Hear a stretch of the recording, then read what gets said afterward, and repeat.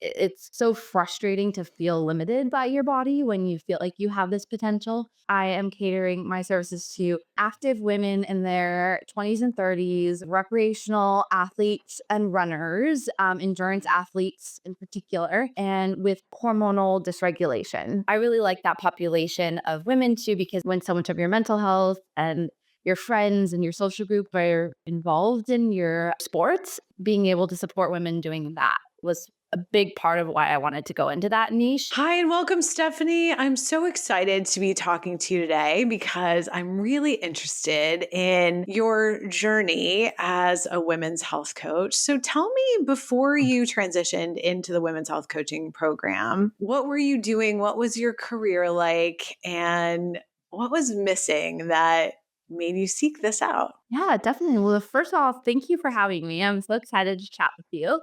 And yeah, so I'm a physical therapist, a pelvic floor physical therapist, and I live in Spokane, Washington, and I work for an outpatient private practice that specializes in women's health. So we see mostly pelvic floor, pregnancy, postpartum, pelvic pain, but also have a breast cancer oncology niche as well. So that is what I'm still doing now. And I graduated in 2019. So when COVID hit, I was less than a year out of school and all of a sudden was kind of by myself. Our resources at the clinic became really sparse and scattered, understandably so. But I was very still early on in my career and treating a lot of complex chronic pain, pelvic pain patients Hmm. essentially by myself. Hmm. And so I really felt like I needed more tools and resources. So I was, digging into a lot of the research and trying to understand endometriosis better, PCOS better, and all of that. And so that was kind of early, just getting my feet wet in women's health and understanding that patient population. And as I started to practice more and more, what I noticed and, took courses and read more is that I was spending a lot of time doing what now I know is coaching and, sessions. I wouldn't even get out of a chair like with a patient. We'd be like, okay, who else do we need on your team? Who else, who are the urologists in town? Who have you seen? Who else do we need to bring in? Talking about lifestyle stuff, sleep and stress management. So I was doing a lot of that and I really liked it and I Hmm. really enjoyed it. But I felt like I needed more tools and resources. And I had this kind of feeling in the back of my head of like, I don't feel like I'm doing my job as well as I could as a PT because I'm spending so much of my time doing this other stuff that is really important and almost necessary in order to move forward with the patient. But yeah, I was just feeling really split. Yeah. And I think that happens a lot with people who transition from a more clinical area of healthcare. And then they're like, okay, I know I want to be a coach. I have some inkling about what coaching is because that's starting to penetrate into the lexicon more than it was, 10 years ago. I know that listening to their concerns, going deeper, integrating relationships, knowing the patient's goal, keeping the patient's goals at the forefront, bringing in full comprehensive teams is part of what coaching is. And then, so you were like, okay, I need to understand this better because I know I really like it. So when you got into the program, first of all, did you have any hesitations about joining the program or you're just like, you know what? I'm really interested in this. I'm all in. Or were they like, well, let me think about it? Absolutely. I mean, I obviously the program and your name came up a lot in researching endometriosis, but the financial aspect was a huge part because I had spent so much money on PT school and have so much debt from that. So it was really a 2, probably 3-year process of thinking about it, wanting to join the program, not being sure, feeling this like guilty, like I already spent so much money, but like knowing that I needed more skills and tools and resources. It was definitely a big decision and a big like leap of faith and kind of making sure that that was the right move. But yeah, I ended up taking the admissions call, um, on like a honeymoon in France that was very belated. It was supposed to be in 2020 and was in 2022. But took this call there and was like, okay, like this is something my husband and I had been talking about, is like having a more flexibility, being able to take calls from different places. So it was almost serendipitous that I was like, okay, this feels so right to be able to like have some more flexibility with my work and still do the work that I love. Yeah, and I think that's the inspiration for so many people because, the work itself is really interesting. And there's this aspect of many of our students and graduates want to transition from clinical healthcare to coaching because of the flexibility of time generally. And for you, it was also flexibility of location, which I love because even our company is global. We have people who work for us in France, in England. So, what is your vision now that you've got these skills under your belt and you're thinking about you and your husband maybe traveling? What does that maybe look like for you? Yeah. Well, my little coaching business is still so small, but it's growing and gaining momentum, which is really exciting. So I'm able to start to kind of vision a little bit more about that. And yeah, ultimately, our goal is to potentially live abroad for a time before we have kids and, yeah, just experience and immerse ourselves in a different culture and, get that experience. Yeah, I'm really excited to see where this can take me and just be able to have more time to be close and be with family and be with him and experience the world, but also still do really intentional, really fulfilling work. So, yeah, potentially a move. I don't know. Potentially an overseas move. So, that's exciting. That's really cool.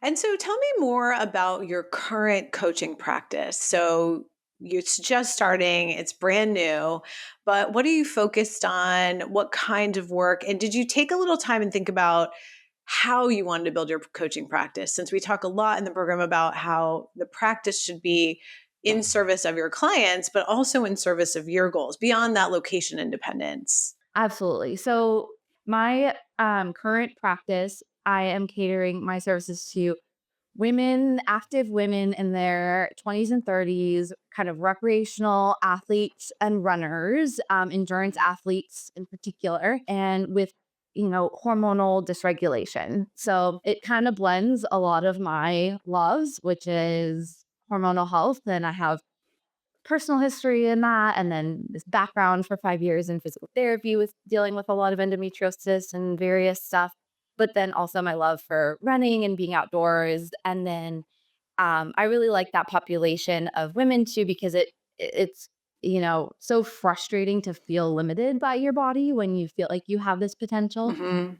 And when so much of your mental health and your friends and your social group are involved in your sports. So being able to support women doing that was a big part of why I wanted to go into that niche. And I found in physical therapy, I really like that population as well. So yeah, I have a few clients now and we're working virtually, and I'm partnering with a couple of groups and different things locally and kind of throughout the US. And yeah, just working on kind of getting it up and running. That's really good. And one of the things it sounds like you've done really successfully is get a very clear kind of micro niche, right? You're working with women of a narrow age group, mostly runners and some other endurance athletes who are struggling with injuries related to pelvic health. And so it's very easy to tell people what you do. Yeah. Quickly, I would imagine you're finding that in these communities of women runners that have their friends who are runners, it's very easy for them to tell other people, "Oh, you should go see Stephanie," because they know exactly what you do. Are you finding that? That's been a big thing. And that is something that I developed with you over like the Monday coaching calls. So I think I came to a couple of those and was like, you're like more narrow, more narrow. Like, so I was able to kind of develop that niche and take all of these things that I really love and am interested in and blend them together. And so in a really nice way that feels really true to who I am. And then yes, I kind of launched my social media last fall and it was just so exciting and inspiring to hear people reach out and be like, "Oh, I have a friend who's a runner and has had 3 miscarriages. I need to tell her about you." And, "Oh, I have this, I have a friend who's a runner and, is just like super fatigued and has gone down in work hours." And I was like, "Yes," or, coworkers. So yeah, it has having that really specific niche has been really rewarding and exciting and inspiring for me too. And I think another fun thing that many of our graduates have told me about is that they really like their clients, right? So when you get to sort of choose, we've it takes a while, a few weeks to a few months to really get that niche refined. I think of it as almost like modeling clay, and you come back week after week and you keep posting and you keep getting clearer and clearer and you keep creating content. And then it's like, oh, it hits and you start getting enough energy around it to start filling your practice with clients. Tell me about how that makes you feel. Are you really enjoying these people that you're working with? Like, how do you like your job now? Yeah. No, it's perfect. It's like all of my like favorite clients that I had, kind of one off in PT now is just kind of that's my, my niche, at least in my business. I'm still seeing PT, I'm still working in PT part time. In my business, I'm able to really have it really refined, which is just really energizing. You don't have a lot of that energy leak that can happen. And I I was finding in pelvic health with the chronicity and the complexity, you have to I was feeling like a pull to do this because it can be very draining and feeling, 2, 3, 4 years into a career you spent a lot of time and money into and feeling really burnt out is kind of a scary feeling. Yeah. But when you see patients who are very complex and very chronic and the progress is if it's at all there, it's very small. I felt like a need to kind of have some sort of part of my work be really energizing. And then I like it because I didn't want to leave my clinic job. I like think the mission that the clinic owner has is excellent.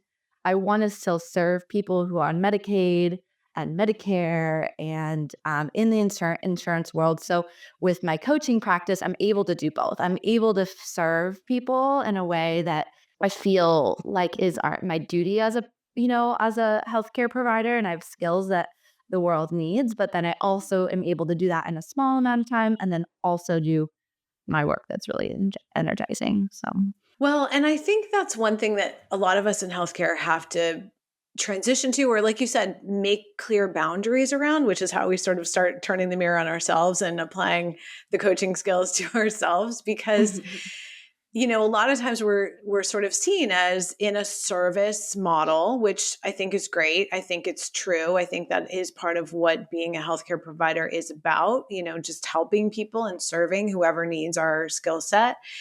And I think it's so inspiring to also know that the women you're serving in your private practice, that in your coaching practice, who give you energy, don't drain you of energy, also need your unique skill set. yes. And I think it's just one of those things we have to think about as we're making this transition as a healthcare professional into a coach or even just defining our own practices, that we get to pick a job that can nourish us. And then that can be enough. Like, it's totally fine if that was all you were doing. Like, you were just choosing to work with clients who nourish you, that you enjoy hanging out with, that are aligned with the kinds of things that you find enjoyable and fun. And if you want to, though, it also gives you the energy to do work that either feels a little bit more challenging and draining, but sometimes in a good way, or things like parenting or care for elderly parents or volunteering in your community because you still have energy. You haven't given it all to your work. Absolutely. Yeah. I think that that was a big thing was that like I want to do other things. I want to volunteer, but I just wasn't able to with the amount of energy I was outputting. And that's what's something so unique about this program is that you guess that and that you understand that and like that's what's going on in our heads as clinicians or people who entered the healthcare field is that like we don't have to continue to do certain things if it's not continuing to serve us, and our work and our skills is important. We can't burn ourselves out in certain areas. And just having someone as a mentor who gets that is a game changer. And I really, um, yeah, I wouldn't be where I'm at with this business if I didn't have that reminder, or that like person who knows what's going on in my head and my limiting beliefs and my self-talk. Because yeah, it's true. And it's like a lot of the, through the program, you work through a lot of those like mental barriers and challenging your previously held beliefs, as well. Yeah, I think one of the things that I've really worked to differentiate our program about is keeping our professional staff of faculty, master coaches that have a lot of experience because, there's always the pressure to kind of turn this into a quick week long weekend online course without all that support. But I think, as you're saying, without the support of your master coach, of the other people in the community, of those weekly calls with me where you can brainstorm all of these things and refine things week over week over week, it the problem is that you can't actually go out and do it. You could understand the skills on a theoretic level, but going out and doing it can be hard. So when you think back to the whole program, are there any pieces of it for you that were particularly valuable to help you make this transition? Or any kind of light bulb moments along the way that you were like, oh, this is really fun? Yeah. Oh man, I mean, I think a lot of it. I really enjoyed the retreats. Um, I really enjoyed the emphasis on like the expectation is that we're going to have a thriving practice. Like that's Mhm. just the expectation that you're going to come out of this. You're going to be a business owner. And then if you decide to take it elsewhere and do something else with the skills, that's fine. But like you're building us up as business owners, which is unique to PT. Mm. In that we're trained to be staff PTs, and in this business, or in this program, we're really trained to set up our boundaried practice that really serves us. And so that's great. So just like being able to be creative and entrepreneurial and learn all of that was really interesting. I mean, having the master coaches and the support and the accountability, I think that's just invaluable. I wouldn't be here if I didn't have that. So I think that was huge. Yeah. I really appreciate that because, like I said, it's always challenging to figure out how much to keep that because that's the hardest part of having a more complex program. But yet, Mhm. when I talk to our graduates, it's like, no, no, no. We need that so we can feel really confident. And I'm so honored that our master coaches, they feel as committed as I do about getting you guys launched in the world. And Yeah. it So just good. warms my heart to see what everyone's doing. And for me, the idea that you now feel empowered to build and are successfully doing it, building your own entrepreneurial practice in a niche that actually gives you energy is part of changing women's healthcare because most of the people who are doing women's healthcare are women. And Mhm. so if we're burning out all the women healthcare providers, that's not helping anyone either, Yeah. right? No. So So I love that your energy is back, because if you're like you said, if you're 2, 3, 4, 5 years out of school in your clinical program and you have, $100,000 of debt and you're like, I'm exhausted, I can't do this. That is harmful to women. it's dangerous. Yeah, it is. Yeah, it's scary. And yeah, I was kind of at this point, I was like, what am I doing? Or what am I gonna do? It's such a gift to be able to kind of feel that reinvigorated. And I think I just like variety and creativity in my work too. And I think that my job, I have a lot of that, but I'm just excited that I have new problems to solve, new challenges, new mentors and support systems, now that I've, been through this program. And yeah, master coaches and my accountability buddy. We started meeting after our second retreat, and we still are meeting, a couple times a month. And so yeah, just new friendships and everything. So Oh, I love that.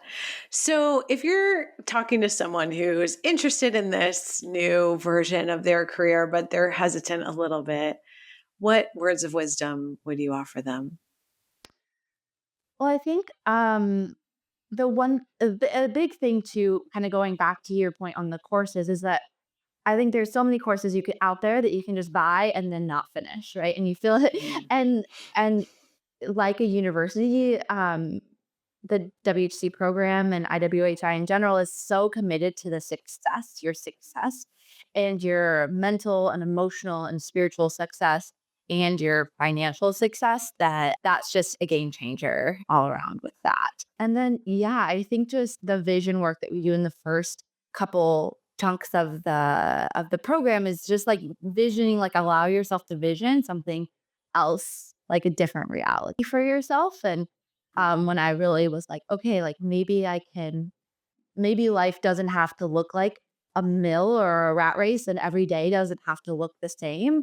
That was what inspired me to take the jump. I was like, okay, I want to have my life look different day to day and be solving different problems, and I want support and a way to do that really sustainably. And so once I allowed myself to like vision that like I can do something different, like I don't have to do the same thing, then that was kind of the tipping point for me. So cool. And I love that you're literally doing it. Like you've stepped into that vision. Next year when I talk to you, you're going to be living in France or something.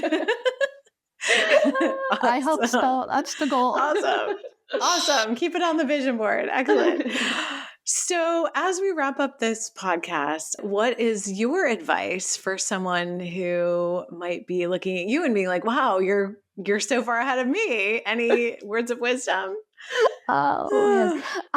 I think again, the vision building, having a vision, like, okay, that was what kept me going. It's like, no, I'm going to do this. I'm going to like have that be my reality, even when sometimes early on it didn't feel like that was gonna be able to be an opportunity. And Mhm. collect support around you. I think like having mentors and having accountability buddies was a big part of it. So have a vision, collect support around you and mentors, and then believe that it's possible and that your work is needed. I think that was another thing too, that like we can get in our heads and be like, oh, this isn't important or nobody wants this, but the work that you are doing is important and people need it, and we need more women in this type of niche. So, Yeah, thank you for that. And I think it's important for all of us to just stop every once in a while and really acknowledge how exciting it is when, I love seeing you that, a year and a half in from graduating, you are living your vision. It's not the full expression of what you may want it to be at some point, but it's there. It's there right now. yeah, So it is. cool. So Little cool. bud. That's right. That's right. Awesome. Well, thank you so much for sharing Yeah, today. And absolutely.